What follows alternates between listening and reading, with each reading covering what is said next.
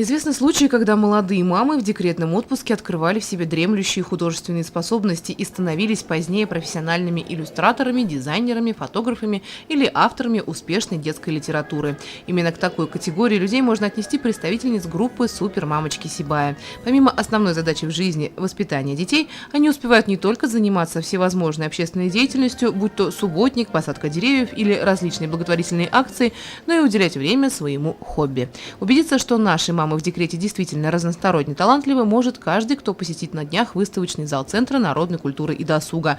Как видно, за время декрета молодые мамы приобретают несметное множество новых знаний. Рождение ребенка переворачивает взгляды на жизнь и зачастую способствует смене профессии. Вышивка, вязание, бисероплетение. Как оказалось, это отличные средства, чтобы отвлечься от повседневных забот и однообразных будней, а также неплохое подспорье семейному бюджету.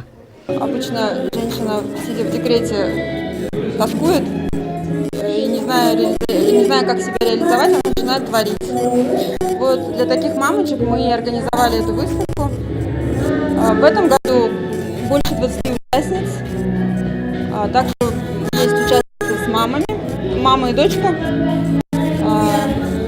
В этом году мы проводили в группе конкурс, посвященный году кино. Это пародия. Здесь представлены некоторые работы из этого конкурса. Выставка будет работать до конца месяца. У посетителя есть возможность не только восхититься экспонатами, но и связаться с автором и заказать то или иное понравившееся произведение искусства.